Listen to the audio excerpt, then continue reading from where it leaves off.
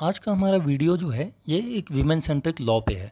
Women centric laws वो होते हैं जो वीमेंस को ज़्यादा प्रायोरिटी देते हैं।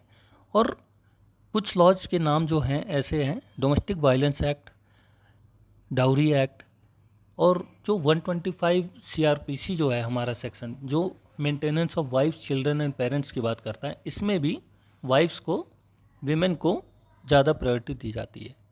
तो आज का जो वीडियो है ये हमारा इसी को लेके है, मेंटेनेंस को लेके है। इसमें इम्पॉर्टेंट जजमेंट को लेके है, जिसमें कर्नाटका हाई कोर्ट ने ये कहा है कि जो वाइफ है वो सिर्फ और सिर्फ सपोर्टिव एलिमनी ही मांग सकती है, ना कि अपना लाइफ स्टाइल टॉप क्वालिटी की जीने के लिए। मतलब ये है कि अगर वाइफ कैपेबल है चीज़ों को करने के लिए, तो जॉब करने के लिए, या इतनी एजुकेटेड है कि वो पैसे कमा सकती है, और उसके बाद भी वो काम नहीं करना चाहती है, सिर्फ अपने हस्बैंड से ही एलिमनी या मेंटेनेंस लेना चाहती है, तो इस केस में वाइफ को ये चीज़ नहीं प्रोवाइड की जाएगी। वाइफ को सिर्फ और सिर्फ भरण पोषण की जो चीज़ें हैं सिर्फ वही प्रोवाइड की जाएंगी, बेसिक चीज़ें, सिर्फ सपोर्टिव एलिमनी ही उसको प्रोवाइड की जाएगी। तो ये एक केस के थ्रू डिसाइड किया गया। इस केस के जो फैक्ट्स थे वो मैं आपको बता देता हूँ। इसमें क्या है कि एक मतलब हस्बैंड वाइफ की शादी होती है, अब आपस में कुछ चीज़ें नहीं बनती हैं, आजकल क्या तो ये नॉर्मल चीज़ है। तो वाइफ क्या थी कि वाइफ पढ़ी लिखी थी और वो पहले जॉब किया करती थी, कुछ पैसे कमाया करती थी, हस्बैंड वाइफ दोनों कमाया करते थे। लेकिन जब दोनों के बीच में चीज़ें मिसअंडरस्टैंडिंग बढ़ी और जो डिवीज़न थी वो डिवीज़न ऑफ थॉट्स बढ़ा, तो वाइफ जो है वो अलग रहने लगी अपने बच्चों के साथ। इसके बच्चे भी हैं, तो वाइफ बच्चे अपने ससुराल वालों के साथ अलग रहने लगे, एक दूसरे बगल में रेंट पे रूम लेकर। तो इस तरीके से जो है चीज़ें चली। तो जो बगल वाले रूम में जो रेंट पे रह रही है वाइफ, वो अपनी मदर के साथ रहती थी, अपने मदर इन लॉ के साथ वो रहना नहीं चाहती थी। लेकिन हस्बैंड जो था वो ये इंसिस्ट करता था कि आप हमारी फैमिली के साथ रहो, पर इसमें जो है वाइफ डिनाई कर देती थी, वो रहना नहीं चाहती थी। और इसमें एक और चीज़ पे कोर्ट ने ज़्यादा एम्फेसाइज किया, फोकस किया, कि जो वाइफ है वो पहले जॉब करती थी, कुछ पैसे अर्न करती थी, तो वो कैपेबल है, उसकी कैपेसिटी है कमाने की। लेकिन फिर भी वो, जब ये सब चीज़ें अराइज हुई, डिस्प्यूट अराइज हुआ और मेंटेनेंस की मांग की गई, तो वो उसने जॉब छोड़ दिया और वो घर में बैठी है। मतलब पैसे कमाने के लिए वो कुछ नहीं कर रही, सारी की सारी एलिमनी, सारे का सारा खर्चा जो है वो अपने हस्बैंड से लेना चाहती है। तो ये इस केस के फैक्ट्स थे। तो इस केस में ऑलरेडी जो है मेंटेनेंस हस्बैंड के द्वारा वाइफ को अपने बीवी बच्चों के लिए दिया जा रहा था, लेकिन वो बहुत मिनिमल था और उससे जो है वाइफ का खर्चे नहीं निकल पा रहे थे। तो उसको बढ़ाने के लिए, ऑल्टरेशन ऑफ मेंटेनेंस के लिए, जो कि सेक्शन 127 सीआरपीसी कहता है, उसको जो है इन्होंने एप्लीकेशन दिया था और अपनी एलिमनी को बढ़ाने के लिए एक जो है डिमांड की थी। लेकिन कोर्ट ने इसमें जो है उसको मेंटेनेबल नहीं किया और उस एप्लीकेशन को डिसमिस कर दिया। और उसके जो ग्राउंड्स बताए हैं, जो वो इस बिहाफ पे बेस हैं कि wife living in separation and getting maintenance from her husband can only get supportive alimony. तो यहाँ पे क्या है कि सपोर्टिव एलिमनी ही मिल सकती है। कोर्ट ने यह भी कहा कि she is not suppose to sit idle and seek entire maintenance from her husband, and she is also legally bound to make some efforts to meet her livelihood, and she can seek only supportive maintenance from her husband. तो ये एक बहुत important ratio है जो legal language में जिसे हम use करते हैं नेक्स्ट आने वाले केसेस में। जो भी इस तरीके के सर्कमस्टांसेस के केसेस आएंगे या कोई एप्लीकेशन आएगा, तो वहाँ पे इस चीज़ को यूज़ किया जाएगा कि वाइफ को सिर्फ और सिर्फ सपोर्टिव मेंटेनेंस ही हस्बैंड के द्वारा दिया जाना चाहिए। तो सिंगल जज जो हैं जस्टिस राजेंद्र बदामिकार ने यहाँ पे इसको एक्सप्लेनेशन दिया है, इसको जजमेंट को दिया है। Women was working before her marriage and there was no explanation furnished by her regarding why she was presently unable to work.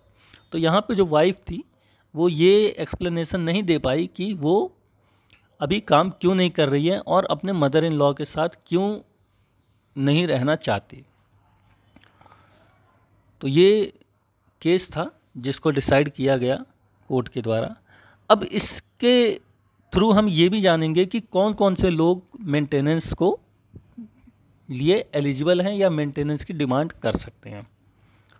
तो इसके लिए हम देखेंगे सेक्शन 125 CRPC।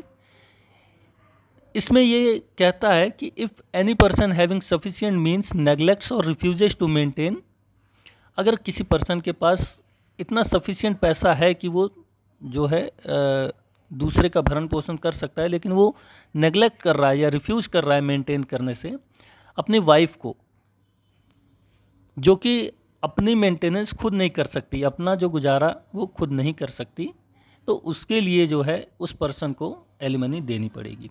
तो सबसे पहले जो एलिजिबल कंडीशन है वो वाइफ के लिए है कि वाइफ जो मेंटेन खुद नहीं कर सकती उसको जो है एलिमनी दी जा सकती है, उसको मेंटेनेंस दिया जाएगा। लेजिटिमेट और इलेजिटिमेट माइनर चाइल्ड, तो यहाँ पर जो है माइनर चाइल्ड है वो अपना मेंटेनेंस नहीं कर सकते, तो उसको भी जो है यहाँ पे एलिजिबल किया गया है। लेजिटिमेट और illegitimate child not being a married daughter who has attained majority where such child is by reason of any physical और मेंटल एबनॉर्मेलिटी और injury unable to maintain itself. तो अगर कोई बच्चा है और वो फिजिकली और मेंटली एबनॉर्मल है, अपनी मेंटेनेंस खुद नहीं कर सकता, तो उसको भी मेंटेनेंस का यहाँ पे प्रोविज़न है। फादर और मदर को भी है जो अपनी मेंटेनेंस खुद नहीं कर सकते, तो फर्स्ट क्लास मजिस्ट्रेट यहाँ पे इसको ऑर्डर करेगा जिस हिसाब से उसको फिट लगता है कि मेंटेनेंस होना चाहिए। लेकिन यहाँ पे और भी कुछ कंडीशंस हैं जो कि फॉलो की जानी चाहिए। तो फिलहाल इसको डिटेल में हम लोग नहीं जाएंगे, जब हम लोग CRPC देखेंगे तो उसमें हम लोग इसको डिटेल में पढ़ेंगे। एक चीज़ यहाँ पे समझने वाली है कि अगर मेंटेनेंस को मतलब किन किन कंडीशंस में वाइफ डिमांड नहीं कर सकती। अगर वाइफ जो है एडल्ट्री में रह रही है या उसके पास कोई ऐसा सफिशिएंट रीज़न नहीं है कि वो अपने हस्बैंड के साथ क्यों ना रहे, या फिर अगर हस्बैंड वाइफ दोनों अपने म्यूचुअल कंसेंट के साथ रह रहे हैं, तो यहाँ पे उसको मेंटेनेंस नहीं दिया जाएगा। तो ये जो कंडीशंस है ये भी ध्यान में रखनी चाहिए कि किन किन केसेस में आपको मेंटेनेंस नहीं दिया जा सकता। तो एडल्ट्री में, म्यूचुअल कंसेंट के साथ, या फिर अगर वाइफ के पास कोई ऐसा रीज़न नहीं है कि वो अपने हस्बैंड के साथ नहीं रहना चाहती उसके लिए, तो यहाँ पे मजिस्ट्रेट जो है ये मेंटेनेंस को अलाउ नहीं करेगा। ये कुछ कंडीशंस भी हैं। और अगर ऐसा पता लगता है कि अभी प्रेजेंट कंडीशन में हस्बैंड अपने वाइफ को मेंटेनेंस दे रहा है, लेकिन बाद में ये साबित हो जाता है कि ये वाइफ जो है ये एडल्ट्री में रह रही है, या बाद में म्यूचुअल कंसेंट हो जाता है आपस में कि हम अलग अलग ही रहेंगे, तो वहाँ पर भी मजिस्ट्रेट चाहे तो इसको मेंटेनेंस को कैंसिल कर सकता है। तो सेक्शन 126 जो है वो प्रोसीजर बताता है कि किस तरीके से मेंटेनेंस की डिमांड की जानी चाहिए, और 127 जो है ऑल्ट्रेशन ऑफ मेंटेनेंस की बात करता है। तो ऑल्ट्रेशन ऑफ जो मेंटेनेंस है वो डिपेंड्स ऑन सर्कमस्टांसेस।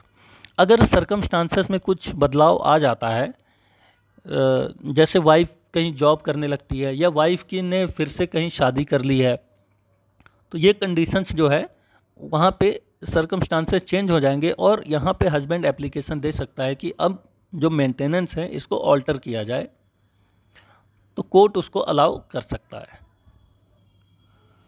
और तो और यहाँ पे ये भी हमें ध्यान रखना है कि जो वाइफ होनी चाहिए वो लीगली वेडेड वाइफ होनी चाहिए। तो लीगली वेडेड वाइफ के लिए कुछ कंडीशंस होती हैं जिसको हम लोग एक और वीडियो में कवर करेंगे कि कौन कौन से कंडीशंस होनी चाहिए जो वाइफ को लीगल स्टेटस देता है।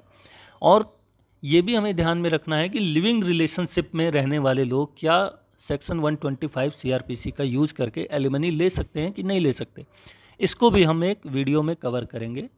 लिविंग रिलेशनशिप एक नया कंसेप्ट है जिसको अभी हाल ही में कई कोर्ट में जो है मैरिज की तरह ही माना गया है, तो वहाँ पे क्या कंडीशन होनी चाहिए उसको भी हम लोग कवर करेंगे। तो फिलहाल जो ये वीडियो था ये इस चीज़ को फोकस करता है कि वाइफ को सिर्फ और सिर्फ सपोर्टिव एलिमनी ही मिलेगा, और अगर वाइफ कैपेबल है जॉब करने के और वो कर नहीं रही है बिना किसी रीज़न के, तो उसको एलिमनी नहीं भी दी जा सकती या उसकी एलिमनी कैंसिल भी की जा सकती है। ये कोर्ट की डिस्क्रिप्शन है। तो मिलते हैं आपसे नेक्स्ट वीडियो में, तब तक के लिए जय हिंद जय भारत। अगर आपको हमारा वीडियो अच्छा लगता हो तो आप हमें अपने सुझाव कमेंट बॉक्स में दे सकते हैं और हमारे चैनल को सब्सक्राइब कर सकते हैं। Thank you.